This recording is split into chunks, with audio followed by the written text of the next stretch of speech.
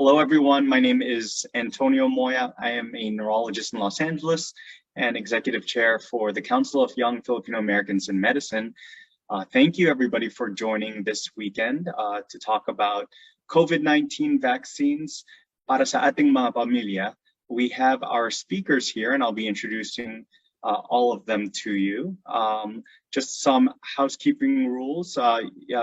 We want to inform you that this session will be recorded, so please place your mic on mute throughout the session until the end of the presentation, at which time we will be taking questions and answers. And just as a disclaimer, if you have any medical questions specific to yourself or a loved one, please know that this webinar is not a substitution for individualized medical advice, and please be sure to contact your primary medical provider. So with that, I have the pleasure of introducing our esteemed speakers for this presentation. And our first is Dr. Melissa Palma, pronouns she and her. She is a family medicine and preventive medicine resident at Cook County Health in Chicago, Illinois. She is an active mentor for the Research and Education Committees of the Council of Young Filipino Americans Physicians in Medicine. She also serves as a medical and public health advisor for TayoHelp.com, a program of the Filipino Young Leaders Program to provide trustworthy, culturally tailored information for Filipinos in the US. We will also be having Sheena Garcia, who's a proud Filipino-Canadian researcher who received her Bachelor's of Science in Biochemistry at the University of Toronto, currently a fourth-year PhD candidate in both biophysics and molecular oncology training programs at New York University. She's one of the founding members of Filipinos in Canada Academics, Research and Scholars, or FYCARS, and like Xian, is one of the research committee co-chairs of CFAM. She also wants to say that she misses her mom's lumpiang sariwa and can't wait to visit her family back in Toronto soon. We have Xian Benson, who is a MD PhD student at NYU School of Medicine, currently getting her PhD in immunology and microbiology. She is a California Bay Area native and currently serves as co-head of the research committee for CFAM.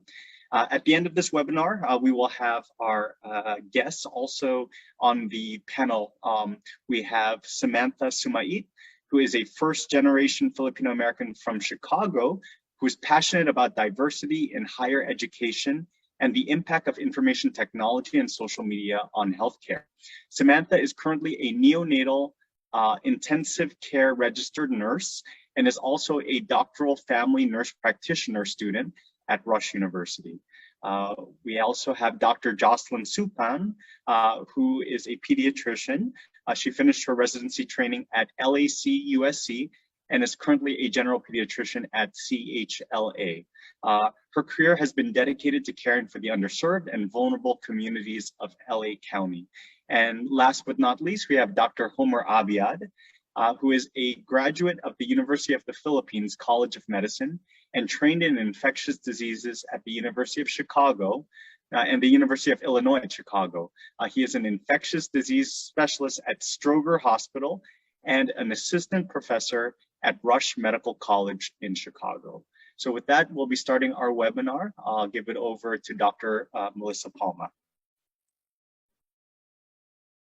All right, well, thank you everyone for having us all here. We're excited to share a lot of this information with all of you. And if we could please have our slides brought up. All right, so today we're here to talk about COVID-19 vaccines para sa ating mga pamilya. And we wanted to start out this conversation with a story.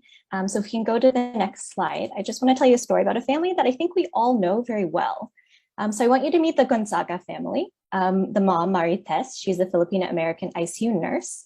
And during the peak of the COVID hospitalizations in her community, she feared bringing home the virus to her family. So much so that she isolated in a hotel room for 2 months before her shifts at the hospital. Marites lives with her 2 school-age children, Bea and Paulo, who have been virtual learning the entire school year. As parents, they're they're nervous because they have children under the age of 12 and who are too young to be vaccinated, with in-person schooling beginning again this fall.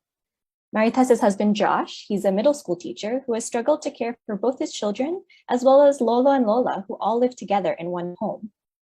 And we just wanted to center this talk around family because we all know that as Filipinos, this is a very important people in our lives. And coming on to the next slide, I just wanted to introduce some goals for today's session. We really do want to introduce the science of vaccines, review current public health guidelines about COVID-19, Delta variant, and other variants of concern, as well as discuss trusted community resources and public health guides to learn about the vaccines and promote discussion of local outreach for vulnerable populations. And then with that, I'm going to turn it over for facts about science behind the vaccines to our next speaker. Thank you. Thank you, Dr. Palma. Hi, everyone. Again, I'm Shen. And in this first part, we'll be talking about the science behind the COVID-19 vaccines. Next slide, please. So how exactly do vaccines in general help to keep us healthy? Well, disease-causing organisms like bacteria and viruses are called pathogens.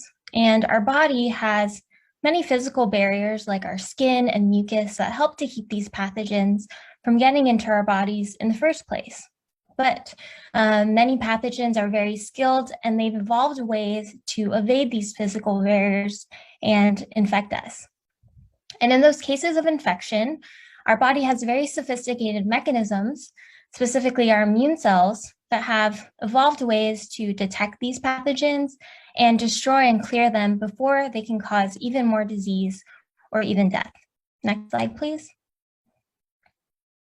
And one of those major defenses that our immune cells have against pathogens are antibodies. So antibodies are soluble factors. They're very specific to each pathogen, and they can do two things. One, they can mark the pathogen so that it can be cleared by other immune cells. And two, most importantly, in the case of COVID-19, antibodies to SARS-2 can bind the outer surface of the SARS-2 virus, specifically its spike proteins, and keep the virus from binding our own cells and infecting them. And so as you can see by the cartoon on this slide, many of us have existing antibodies that are circulating in our blood, many due to previous vaccinations, so against flu, measles, or chickenpox. But when a new virus or pathogen comes around, like SARS-2, our body needs to make new antibodies that recognize this new pathogen. And in the case of natural infection with COVID-19, the production of these antibodies can take up to 2 weeks or even more. And in the meantime, that can make us very, very sick or even hospitalized. Next slide. And so this is where the vaccines really come to the rescue. The vaccines contain part of the pathogen, but not the whole pathogen. And so this enables us to not get sick, but also mount a very strong immune response and produce these antibodies that we need to protect us. And so listed here are some of the vaccines that have been emergency authorized in the US and in the Philippines, and even those that are in late stage clinical trials and nearing authorization. And the major goal of all these vaccines is to get our bodies to produce these antibodies to the COVID-19 spike protein. They do this a few different ways. So some vaccines provide the spike protein itself so that we can make antibodies. But other vaccines like the Johnson & Johnson and the Moderna and Pfizer vaccines provide the genetic blueprints our body needs to make the spike proteins itself. And so these can come in the form of DNA blueprints, as in the Johnson & Johnson vaccine, and mRNA blueprints, as in the case of the Pfizer and Moderna vaccines. Next slide. And so just a little bit about how these mRNA vaccines work, since these were the first emergency authorized and what the majority of the US population has taken. So just in a little detail, the vaccine containing RNA is injected into a person's arm. And as I mentioned, this RNA provides the instructions our body needs to make the coronavirus spike protein. And just like us trying to follow Lola's recipe for how to make her famous palabok, our body cells, including the muscle cells in the area of the injection site, read these instructions and make the coronavirus spike protein. And so the second step includes our immune cells. Our immune cells are surveying our body's tissues and our blood, and they come across these new spike proteins that were just made. Using things like antibodies, they're able to recognize the spike protein and actually fight over it. In the end, the immune cells that have the antibodies that bind the spike protein more tightly win out, and these are the antibodies our bodies produce more of and have at the ready. In the case, if we are infected with the coronavirus itself, it can recognize it and protect us. Next slide. And now I'll pass it off to Sheena. Thanks, Shen, for that amazing explanation of the mechanism of the mRNA vaccines. So piggybacking off of this idea of mRNA being used in a vaccine, some of the common concerns that arise include, can I get COVID from mRNA vaccines? Our answer to that is, can it? Absolutely not. As Shen explained, the mRNA in these vaccines gives instructions to cells on how to make a harmless piece of the virus, namely the spike protein, which exists on the surface of the virus. Once the instructions of the mRNA are inside your cells, the cells will then make the spike protein, and your immune cells will recognize that spike shouldn't be there, which is how you develop immunity. So the thing I really want to emphasize is that mRNA vaccines give instructions to make only the spike part, but not the whole virus. On this slide, I really wanted to use the lungsilog analogy. So let's think of the SARS-CoV-2 virus as lungsilog. As you know, in order to make lungsilog, you need 3 important ingredients: longganisa, sinanag, and itlog. With mRNA vaccines, we're only teaching our body to make one little piece. I suppose in the case of lungsilog, it's like we're only making itlog, but one itlog is not enough to make lungsilog. You're missing so many other parts. And so conversely, the mRNA vaccine is only giving instructions for the spike protein, but not for all of the other parts of the virus. Therefore, it's impossible to get COVID-19 from the vaccines themselves. Next slide.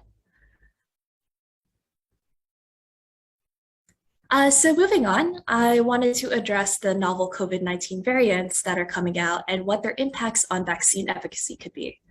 I know a lot of the terminology may seem really intimidating. Words like variants and mutations sound like something right out of a science fiction novel. But what does it mean to be a variant, and what is a mutation? So as the coronavirus spreads throughout the world, genetic variants of the virus have begun to pop up. Genetic mutations occur during the process of viral replication. As the virus replicates itself within your body, sometimes it makes mistakes. Now, a vast majority of the time, these mistakes actually don't have an effect, or they're actually really bad for the virus, so they tend to die out. However, sometimes the mistakes actually help them out. In the case of the variants, they carry mutations that help them spread faster. If a variant spreads faster than other versions, then it outcompetes these older versions and becomes the predominant strain.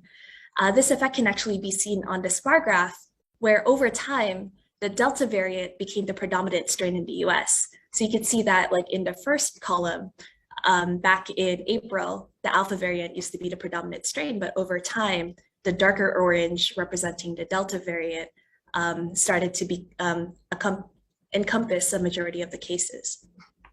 So next slide. In this next slide, I just wanted to provide a reference between the Greek nomenclature and the country or state of origin, because the strains themselves aren't new despite these new names that we're giving them. For example, like the Alpha variant was what was once called the UK variant, and the Delta variant, which is what everyone's worried about now, is the one that was originally identified in India. These variants of concern spread faster than the original strain, but it's important to note that our current vaccines still offer protection against all of the variants, including the Delta strain. So to explain why we know that vaccines are still effective against the variants, I first wanted to introduce the mechanism of the spike protein. So the spike protein exists on the surface of SARS-CoV-2, the virus that causes COVID-19. And when it's in your body, the spike protein binds to the ACE2 receptor on the surface of our cells, allowing the virus to then enter our cells. To simplify the mechanism between the spike protein and ACE2, I would like for you to think of the spike protein as a key and the ACE2 receptor as the lock of the door into the cell. Next slide. So when you've been infected with COVID-19, the spike protein latches onto the ACE2 receptor in much the same way as you inserting a key into a lock and turning it. Next 2 slides. I apologize, this is supposed to be like a weird animation. So you can see here, I tried to show that ACE2 receptor is like the lock. You twist the lock, 1 day to bind, and then the virus enters the cell, which is like not great. Thanks, Nico. So, and it's really through this interaction that the virus is able to open the door, enter the cell, and hijack the cell machinery to then replicate. Next slide. Scientifically, we say that these mutations slightly change the shape of the protein, which confers increased binding affinity to the spike protein to the ACE2 receptor. And if we think of the spike protein as a key, the COVID-19 variants carry mutations that cause the teeth of the key to change shape and allow it to better fit the lock in the door. Next slide. On this slide is a very comprehensive look at exactly what those amino acid changes are. Generally, mutations are just 1 to 4 amino acids different from the original strain. And in the next slide, I created diagrams using the atomic structures of the spike protein. So in red are the exact changes in these mutations compared to the original version of the spike protein. What I hope you can appreciate from this slide, from this side-by-side comparison, is that the mutations don't drastically change the shape of the protein at all. In fact, a vast majority of the protein remains the same. So despite the mutations, a majority of the epitopes remain the same between the original strain and the new variants. So if our antibodies work by recognizing specific shapes of viral proteins, while there might be a slight drop in vaccine efficacy, because the overall shape of the spike protein is retained, our immune system can still learn from the current COVID-19 vaccines and protect us in case we come in contact with the virus. Next slide. Great, thanks, Sheena, for the deep dive into COVID variants. Now I'll take a few slides to focus on the variant of most concern at the current moment, which is the Delta variant. So maybe many of you have seen the headlines from the past week, and one of the most notable was that the CDC warned that the war has changed. And in total, this really just means that the vaccines are even more vital at this time. And this comes in response to new data that was uncovered that the Delta variant is more contagious than previous variants that we've seen, and even proclaimed in headlines, as you can see at the bottom right, to be as contagious as chickenpox. But really, what does that mean? Next slide. So my goal for this slide and the slides to follow is to talk about Delta, how it's different from previous variants, and also how it affects unvaccinated people as well as vaccinated. And so to start off, to focus on transmission, as you can see here, the Alpha variant was thought to be 2 times as transmissible as the original Wuhan strain of COVID. So it's estimated that for every unvaccinated person that was infected, they would infect 3 vaccinated individuals.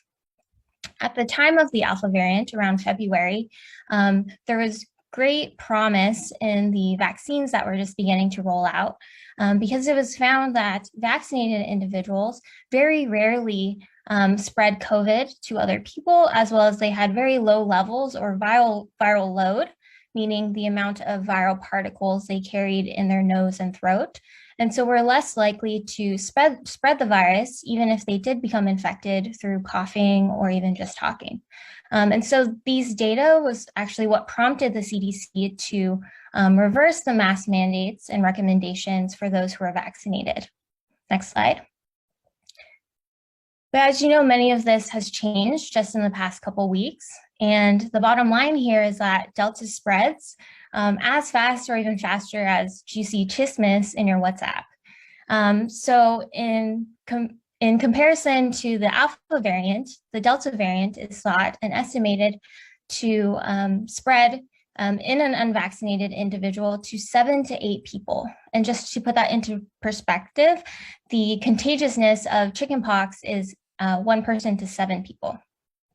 And what was really scary with the new data that was coming out, and especially data from individuals in a cluster of infections that occurred over July 4th weekend, where vaccinated individuals were unmasked in indoor spaces, and actually a lot of them tested positive. It was found that these individuals that were vaccinated but positive for COVID carried as much virus in their nose and throat as unvaccinated individuals, meaning that they're as likely to transmit the virus to other people as someone who was unvaccinated.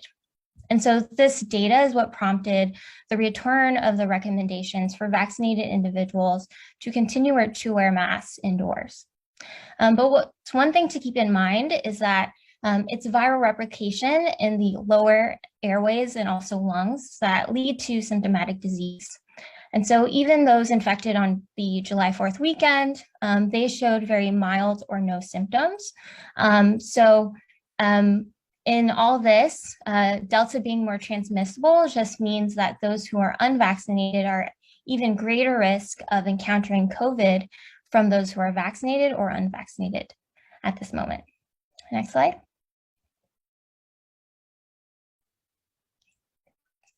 So you might be wondering, well, if transmission is equal between unvaccinated and vaccinated, what does this mean for me if I'm vaccinated? How protected am I against Delta?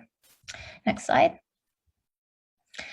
So to put this into perspective, just to reiterate and focus on asymptomatic disease or testing positive but not showing symptoms, we see that there is slightly less protection against the Delta variant. So when the vaccines rolled out, it was thought that vaccinated individuals were 95% less likely to contract mild disease compared to those who are unvaccinated. This is in contrast with those who are contracted with the Delta variant currently and are thought to have 80 to 90% protection against mild disease or asymptomatic disease. Next slide. And so this might make you think that, well, if I'm vaccinated, this means I'm more likely to get COVID. And many news stories and headlines have tried to build off of that scare. And so as you can see here, a recent tweet said that at least 125,000 Americans who are vaccinated have tested positive, right? And these are what we call breakthrough cases, positive cases in people who are vaccinated. Next slide. But what these headlines are not focusing on are the millions of people that are vaccinated but have not tested positive. So shown here on the right is data from the CDC, and of the different ages that are approved, over 5 million Americans in total have been vaccinated against COVID. And so what does that mean? It means that although 125,000 Americans have tested positive, there are 99.93% of people who are vaccinated in America that have not. Next slide. And to put this into real world numbers, that means that less than 1% of all vaccinated have had symptoms or mild disease. And so these breakthrough infections still are rare from the data that we have so far. Next slide. This is similar data for hospitalization, so even more severe COVID. And the bottom line here is that vaccines remain effective, especially against preventing hospitalization. So as you can see, although protection is slightly lower against the Delta variant, next slide, less than 0.001% or 0.004% of all vaccinated individuals have been hospitalized. So hospitalization is rare, next slide. And deaths are even rarer, so even less than that, 0.001% of all vaccinated. So the bottom line here is that the vaccines can still hold up well, just like this Olympic weightlifter and the Olympic weights. The vaccines hold up well against the Delta variant and especially against symptomatic disease. Next slide. And so it's important to get vaccinated, as you just saw in those slides, on an individual basis. But what I'm showing you here is data from the CDC supporting the need to get vaccinated because of data that's been shown nationwide. So the bottom line is that cases are rising, and they're mostly rising in areas where vaccination rates are low. Each of the regions on this map are colored for two different metrics. One based on the number of cases. And so these areas with higher cases will have a greater contribution of this Jollibee red color. And what they're also showing here in the colors is the percentage of the population that's vaccinated. So areas with higher rates of vaccination will be more of this green color. So for example, New York City, where I study, is more of a greenish blue color, and this is because of the high rates of vaccination in the city and also the low cases. Next slide. This is in contrast to areas in Southern California, which are colored more purple-pink, suggesting that vaccination rates are very low in these areas and cases of COVID are high and even rising. And so what this really highlights are these hot spots of red Jollibee colored areas that we need to focus on. And these are the areas that vaccination rates need to increase in order for us to stop the spread of the virus, but also to keep this virus from having more pressure to mutate into other variants. Next slide.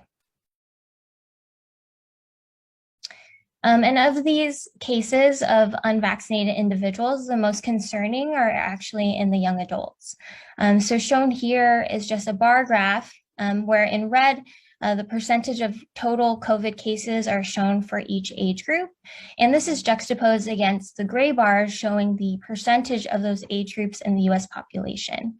And what's really important is to focus on the age groups where the red bars surpass the gray bars.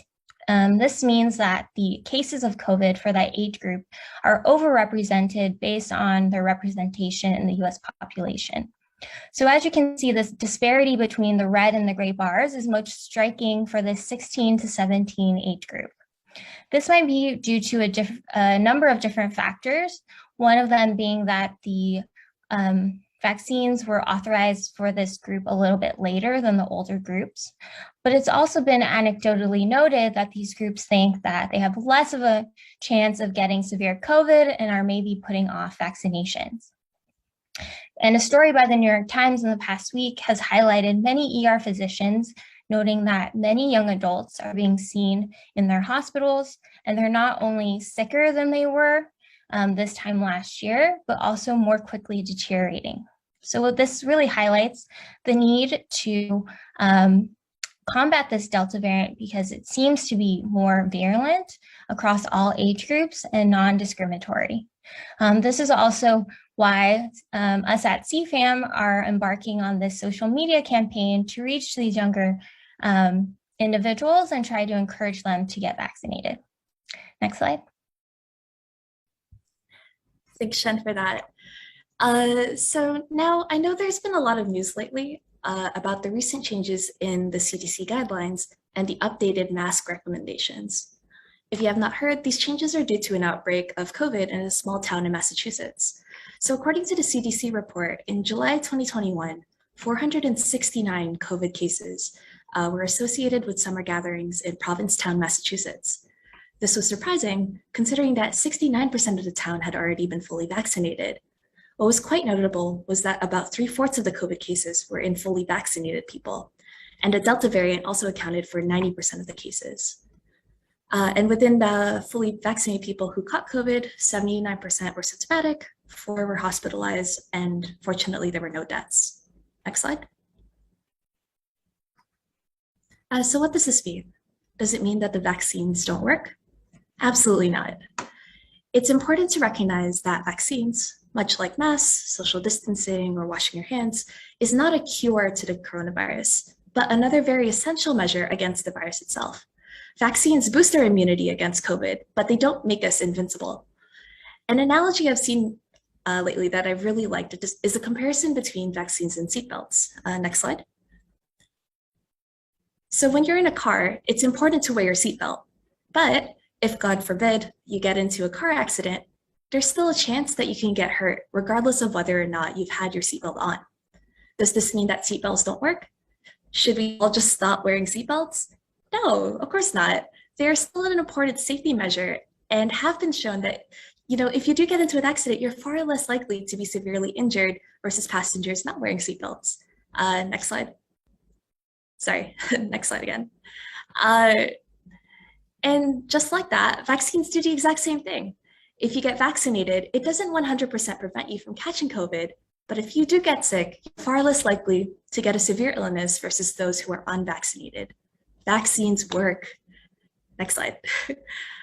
Also, because it is still possible to catch COVID, despite being vaccinated, it's really important that all of us continue to wear a mask in high-risk areas and take the proper safety precautions.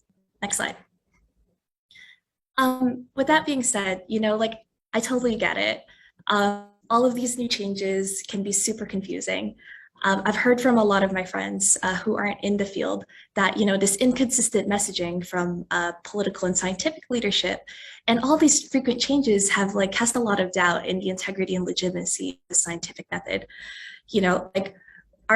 That's what propagated this myth of, is the science really all in if we keep making all of these changes? Next slide. But with that being said, it's important to note that it's normal for CDC guidelines to accommodate to the current situation in our country. Like in this case, after seeing that there are a lot of new cases now, despite a majority of the population being vaccinated. That's why now we're switching back to masks. So next slide. And one feedback I got from my friend was, I wish that the scientific community would just tell us what they don't know and just make everything more crystal clear. And so the next couple of slides, I put everything out on a table just to make it super straightforward for everyone. So what do we know? We know that COVID vaccines are safe and effective at preventing COVID-19 disease, and especially severe illness and death. Vaccines reduce the risk of people spreading the virus. Vaccines are effective at protecting you against the variants, and it is normal for you to have side effects after vaccination. Next slide. And I'll be quite frank, this is a list of what we're still learning. How long will these vaccines protect people, and will we need a booster shot? How many people need to be vaccinated against COVID-19 before the population can be considered protected? To what degree of effectiveness do our current vaccines have against the new variants? And finally, how well do these vaccines protect people with weakened immune systems? Next slide. This is all stuff that is currently ongoing. And, you have people like myself and Shen working all around the world to get these answers for you, because we all really want to, protect ourselves and finally put an end to this pandemic. So with that, I'd like to pass it off to Dr. Palma again to talk about COVID misinformation and vaccine resources. All right. Thank you, Sheen and Shen, for that wonderful information about the science behind vaccines and Delta variants and what we do and don't know at this point in time in the pandemic. And I just want to direct our attention to some different resources that we have here in the PhilAm community that can help us who might be able to attend these talks and learn about the vaccines and how we really translate this to our families, our titas, our lolos and lolas, who may have be looking for other direct answers from a trusted loved one. So next slide. If we just look at, this whole, discussion that we've had today, there really are a lot of really amazing reasons why we should all get vaccinated against COVID-19. They're backed by science, have few serious side effects, protect our families, and have over 4.4 billion doses administered over the world. Also backed by the Philippine Conference of Catholic Bishops approved. And all of these things are able to help us try to prevent these severe COVID-19 diseases, severe death, and continued lockdowns throughout.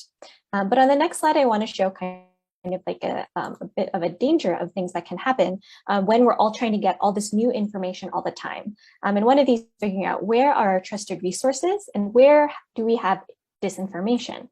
So the Philippines and many other groups have one of the highest rates of social media uses in the world. And this can be a common source of disinformation. In your family's Viber chats, in your family's WhatsApp chats, your Facebook messaging chats, I'm sure you've seen lots of different memes claiming certain miracle cures from COVID or different side effects from COVID that may or may not go with the science. And we always want to show that, for our family members, what everyone is going through right now is very scary, and emotions can put people at risk for making decisions that are based on perception and intention rather than actual science and rational thought. And so always, when you're approaching your family members who might be, getting different theories off of the internet, to really show that, understand the concerns, find out why they're afraid and what questions they have, and try to go beyond just preventing the factual information and address their emotions regarding COVID-19. And then on the next slide, we just want to show that there are many different ways that you can find trusted resources, one of which is through the Centers for Disease Control here in the United States, but also the Department of the Philippines Department of Health actually has its own Vida Solucion COVID-19 vaccination. And so while there are many different types of campaigns online that are claiming to be coming from local departments of public health, barangay health units, it's actually only the Vida Solucion branded COVID-19 vaccination that's actually been approved by the Department of Health in the Philippines. Additionally, your state and local health departments and your local community health center are really good places to find culturally tailored factual information about COVID-19. I also want to share a few other community resources in the Filipino American community on the next slide. One of them, which AFIRE Chicago, Alliance for Filipino Immigrant Rights and Empowerment, has information on how to contact the Cook County Department of Public Health on how to have at-home COVID-19 vaccinations for home health workers and other vulnerable frontline health workers.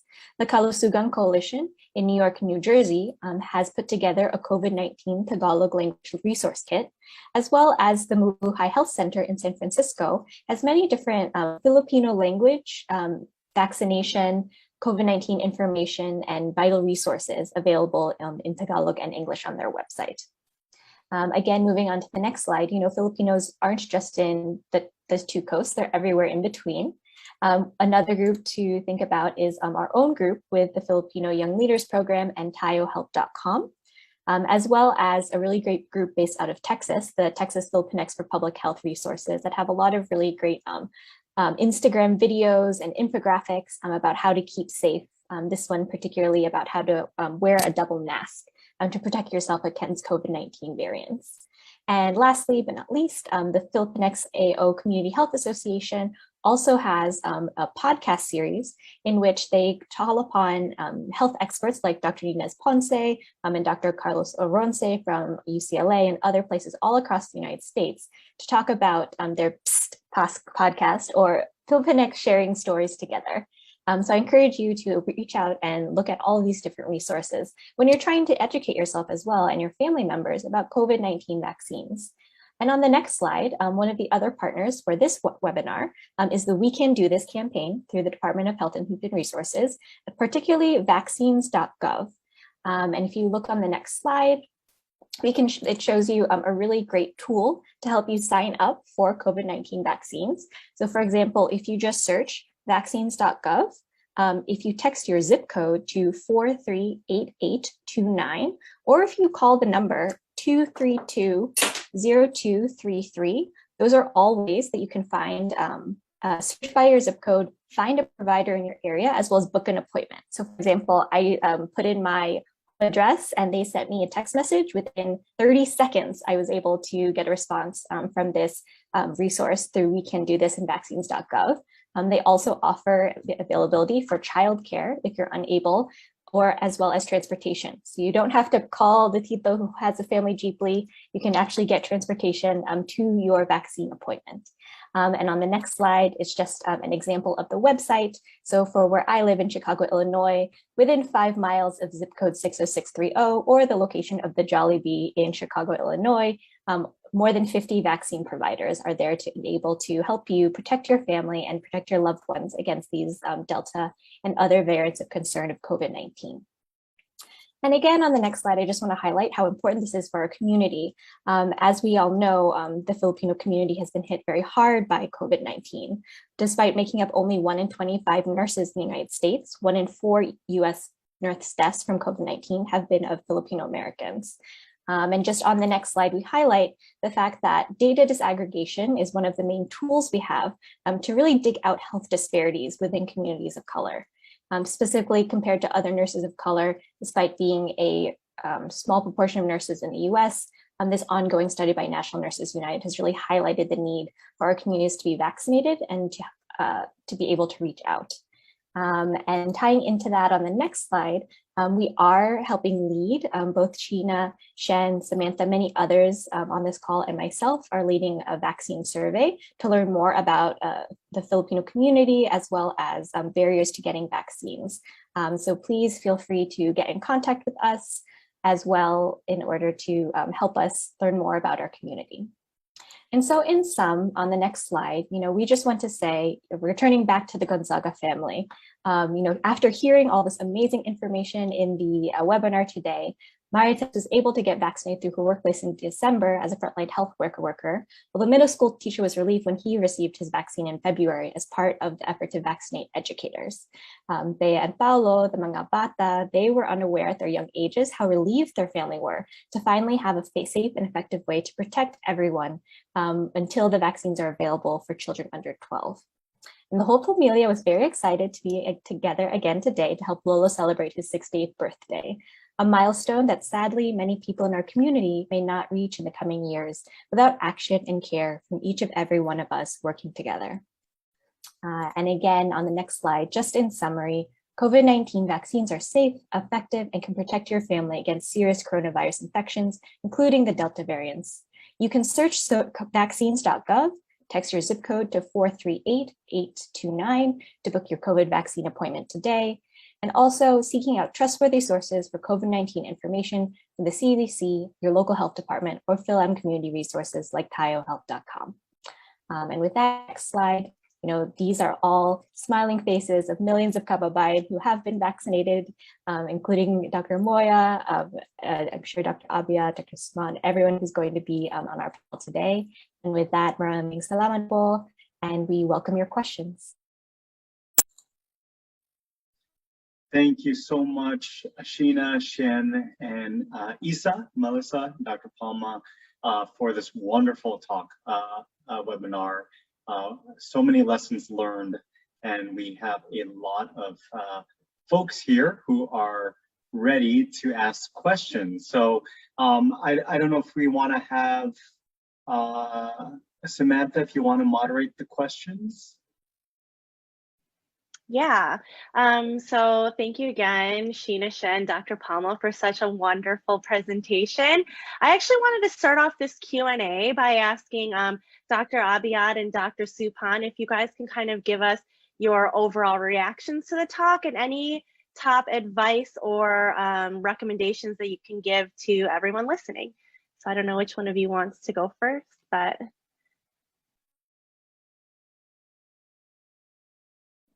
I can go first. This is Dr. Sufan talking. Yeah, thank you. That was very, very informative and I think very easy to understand, which I think is really key in, getting the information out there effectively. I think that Sheena, her slides in particular, there were some points in there that I use myself when I counsel on vaccination. The seatbelt analogy is something that I use very often and seems to be pretty effective. So definitely agree with everything that were mentioned there. And yeah, I agree with everything that was presented here. So great job, guys. Yeah, thanks for that presentation. As really summarized everything from the mechanisms of the vaccines to how we're doing with Delta. I guess maybe the only thing I would add, sort of, that I've had I guess more success with so convincing sort of hesitant patients recently is really. Well, Delta, really. I mean, so two of the big, I mean, of course, there are a lot of sort of completely out there reasons not to get vaccinated, and those are a little more difficult. But two of the big ones for many hesitant ones that I've found are well, I'll just keep doing. I have this been going on for almost 2 years now. I've still not gotten it. I'll just keep doing that. And my answer to that is Delta. This is not the same old pandemic we were in last year. And basically the way it's been put is basically with Delta around, either in the coming months, maybe, either you're going to get vaccinated or Delta's going to find you. So that I've found sort of has resonated with a lot of people who feel that, well, it's just the same old. I've been doing well so far. But yeah, thanks for, again, the bottom line is, again, our way out of this is vaccination. I mean, it's important, of course, that we go back to masking and social distancing and things that we thought we'd put in the back in the rear view mirror. But yeah, bottom line is, as all our speakers today have emphasized, this is really vaccination and getting it out there to our community, and to all those who are still not taking advantage of this important tool for ending the pandemic. Thank you both so much for your insight on that. We can start with some questions if that's okay. One question that we got from the group was, for circumstances where there's no second dose of Sinovac available, can they receive another vaccine other than Sinovac? And then going off of that, if people have received 2 doses of the Sinovac, do they have to receive 2 doses? Oh, if they haven't received the second dose, can they get a different vaccine? And if they get a different vaccine, do they have to complete the Moderna or Pfizer vaccine?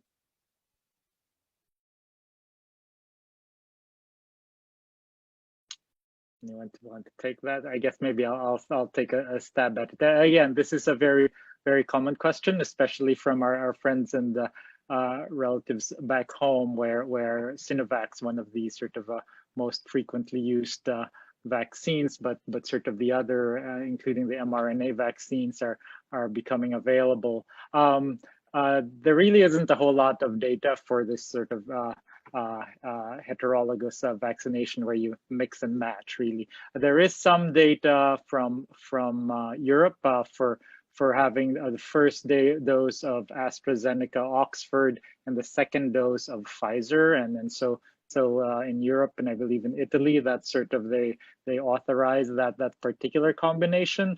But there really isn't any data yet for other combinations. There are sort of studies underway, including Sinovac, even Philippine General Hospital in Manila. It has a study underway for like Sinovac followed by an mRNA vaccine, but data for those are not available yet. Generally, and at least in the Philippines, I mean, certainly, again, this supply of Sinovac seems to be very plentiful. So I've not heard it being an issue where people haven't been able to get their second dose of Sinovac. And in fact, really they've sort of been holding back the second. When you get your first dose, they sort of reserve the second dose. So I've not actually heard of anyone back home sort of having difficulty getting their second dose of Sinovac. Now, in terms of someone who's had the complete series of Sinovac and wanting to get the imported vaccine or the mRNA vaccine, theoretically, certainly there are advantages, but again, there's no data. And as we were discussing earlier, I mean, and right now, I mean, even the Sinovac, again, sort of the overall protection against sort of even asymptomatic infection is a little lower than the mRNA vaccines, but still against the most important ones, which is really severe disease, hospitalization and death, it's still very highly effective. So people who've received Sinovac should really not feel that they've gotten inferior care or that they're at much higher risk. And again, we were discussing earlier, there are the sort of moral, sort of the ethical issues of using up a third dose when you've already been technically fully vaccinated, when so many, especially in the Philippines, where you know, what were we, like, I think 7-8% of the population has been vaccinated. So taking up a third dose when so many of our countrymen there have not been vaccinated really has issues.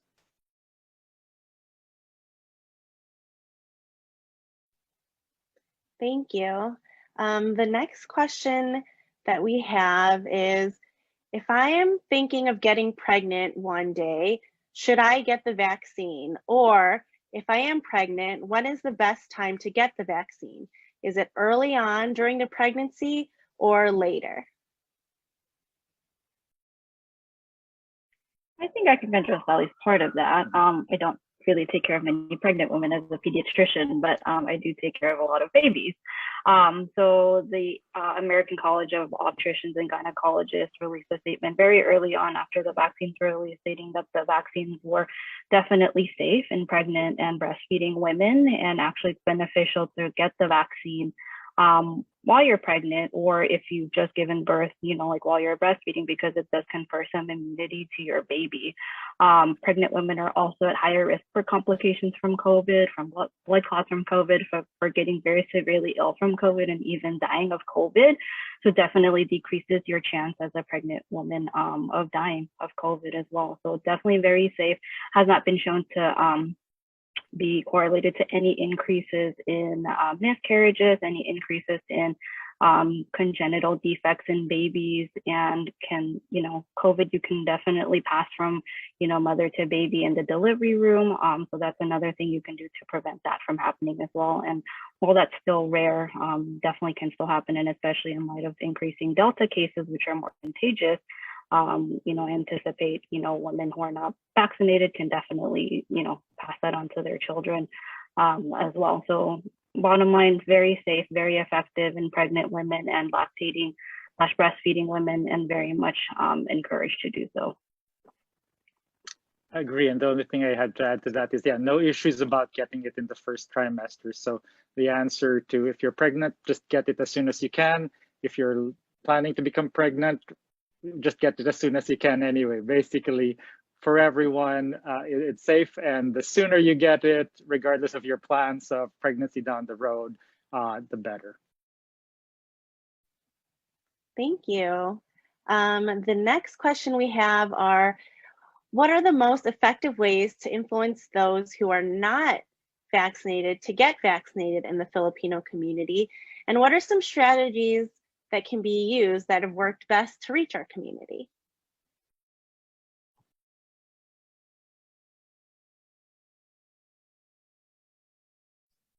So I think that one thing that really people have to wrestle with when it comes to this idea of vaccine hesitancy is that a lot of times there's personal reasons why people don't get vaccinated, but there's also structural reasons why people can't get vaccinated. So if you are a person who is, an essential worker who does not get paid sick leave off, who does not have childcare, who does not have transportation and access to vaccinations, that is a barrier that is preventing many low-income members of our community from getting vaccinated in the first place.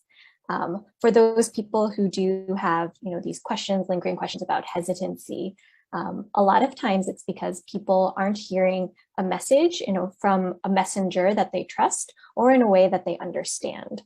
So for example, like we had said before previously, in that really, not always about telling facts, but also listening to what people are saying and why they feel scared. As with COVID, for all of us here in the healthcare community, it probably took us seeing COVID intubated prone patients in the ICU day after day after day to really drill into our heads how serious this disease is. But for a vast majority of people, that's not their experience. For a vast majority of people, it might be a far off distant relative. It might be some sensationalized things they see on the news. And this is also why the disinformation within social media networks is also very concerning, because the people who they trust, their family members, their close friends, the people who are in their Viber groups, their WhatsApp groups, their Facebook groups, these are the folks who might not be able to access the most trustworthy and relevant information. So I think some of the best strategies, including listening for understanding about the people you care about, reiterating that vaccination is something that we do for each other and something that we do to keep us from getting severe COVID-19 and being at risk from death from COVID-19. And also that, sharing a lot of the resources that we had that is more culturally tailored, more linguistically accessible, and really targeted towards the concerns that our community has. I think Isa brings up a great point. That's why I screenshotted all of the slides that they had. So we'll be putting that up on all of our social media accounts as well. But having culturally tailored outreach is just so important, especially for the Filipino community. Thank you, guys. Going off of that, another question is, when people have this discussion about the benefits of being vaccinated to their unvaccinated loved ones. How do you think that discussion can be approached to not seem disrespectful? And how do you think it can be responded to, like bahala na, or things like hiya and shame and all of that?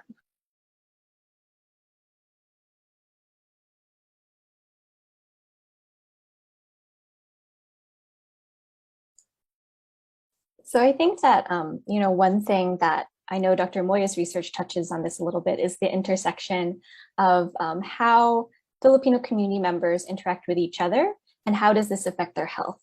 So we know that within our community, there's oftentimes this idea of hiya, that things that are bad are shameful, that things, serious things that happen to people, if you want to be able to keep it within a small group of folks because you don't want to burden others with something bad that's happening, or you don't want other people to know that, maybe you caught COVID and you might need support at this time.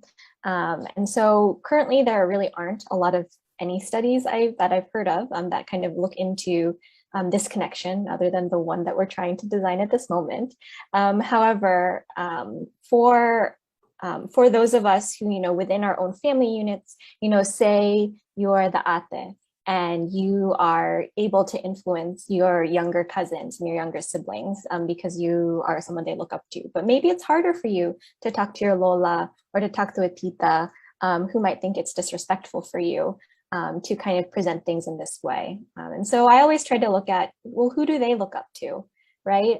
For the tita who goes to church religiously every Sunday. The Philippine Conference of Catholic Bishops from very early on had stated that COVID vaccinations is a way of protecting the poor and a way of expressing our care for one another.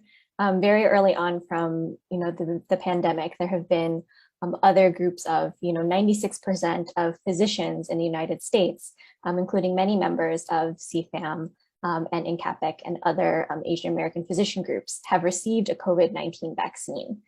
So to say that here are other members of the community who are well respected and who are seen as positions of authority as well, these are people who we trust, and these are also people that we know. Thank you. So I know we're running out of time. We have 3 more questions left, if that's okay with everyone if we ask those. Okay, so the next question that we have, should we be wearing masks indoors if we're all vaccinated and we're living with elderly or immunocompromised family members who are also vaccinated?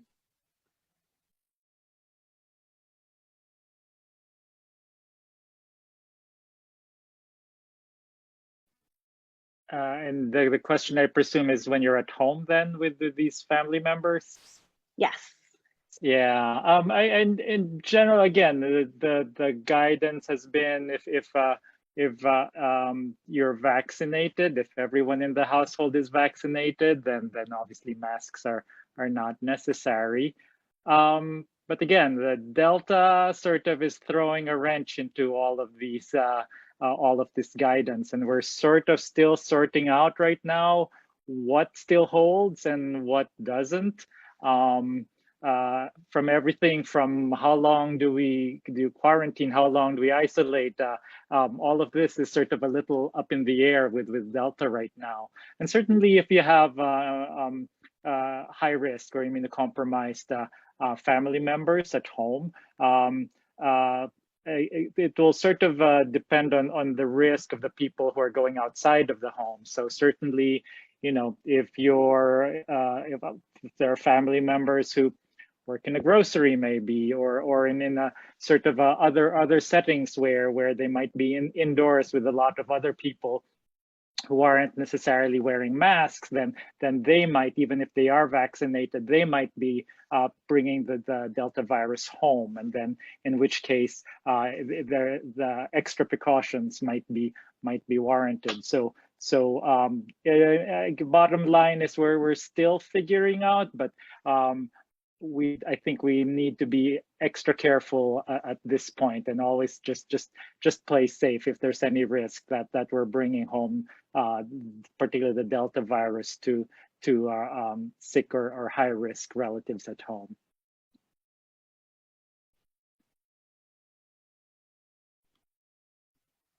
Thank you, Dr. Abiad. This question is actually for Dr. Supan. As a pediatrician, which pediatric populations can get vaccinated now? Can they get any of the vaccines? And will this change in the future? Great question. So as of right now, Pfizer is the only one that is available for children under the age of 18. So we can vaccinate 12 and up with Pfizer, and that's what we've been doing at the hospital that I work at. Moderna is still 18 and over, Johnson & Johnson is still 18 and over, but from just the reports and studies that I've been reading, and I've been looking forward to this every day, it looks like Pfizer is getting close to, I don't know if they've already released the studies that they've done on the kids as young as 5. I was reading that as early as September, they might have, the studies available for the FDA to review. Now, how long that'll take to review, that will be up to the FDA, but I anticipate before the end of this year, we should hopefully have a vaccine available for kids as young as 5. And then there are already kids even as young as 6 months who have been recruited into the studies, but that will of course come a little bit later. So we're waiting pretty much, but yeah, I'm at this point, 12 and up, Pfizer is the only one. Thank you everybody for attending this webinar on COVID-19 vaccines para sa ating mga pamilya. We could not have done this webinar without the support of the National Council of Asian Pacific Islander Physicians through funding by the Walmart Foundation. We also would like to thank Tayo Help from FYLPRO, CFAM members, the Council of Young Filipino Americans in Medicine, NCAPIP, as I said before, and the We Can Do This campaign. So thank you everyone for your support.